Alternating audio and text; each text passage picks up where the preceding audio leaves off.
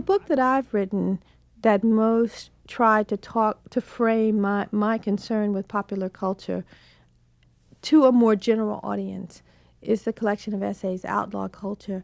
And in the beginning of that book, what I say is that students from different, class backgrounds and ethnicities would come to my classes, and I would want them to read all this metalinguistic theory and of difference and otherness, and they would say, well, what does this have to do with our lives? And I found continually that if I took a movie and said, well, did you go see this movie, and how do you think about it? And I related something very concrete in popular culture to the kind of theoretical paradigms that I was trying to share with them through various work. People seemed to grasp it more, and not only that, it would seem to be much more exciting and much more interesting for everybody.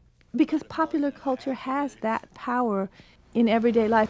My mom always said life was like a box of chocolates. You never know what you're going to get. Whether we're talking about race or gender or class, popular culture is where the pedagogy is. It's where the learning is. And so I think that partially people like me who started off doing feminist theory or more traditional literary criticism or what have you, begin to write about popular culture, largely because of the impact it was having as the primary pedagogical medium for masses of people globally who want to, in some way, understand the politics of difference. I mean, it's been really exciting for someone like me, both in terms of the personal desires I have to remain bonded with the working class culture and experience that I came from, as well as the sort of Southern Black aspect of that, and at the same time to be a part of a diasporic world culture of ideas, and to see how can there be a kind of interplay between all of those different forces. Popular culture is one of the sites where there can be an interplay.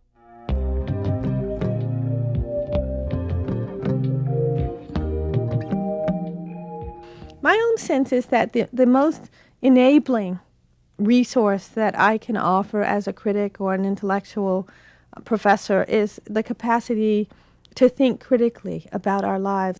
I think thinking critically is at the heart of anybody transforming their life, and I really believe that a person who thinks critically, who, may be extraordinarily disadvantaged materially, can find ways to transform their lives that can be deeply and profoundly meaningful, in the same way that someone who may be incredibly privileged materially and in crisis in their life may remain perpetually unable to resolve their life in any meaningful way if they don't think critically.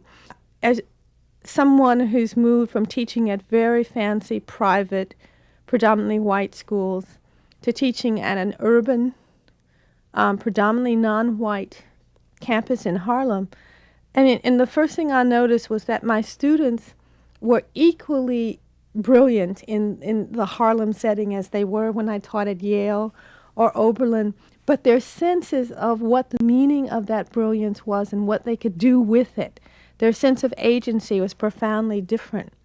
When students came to Yale, they came there knowing that they're the best and the brightest, and they think that they have a certain kind of future ahead for them, and they in a sense, are open to embracing that future. It has nothing to do with the level of knowledge.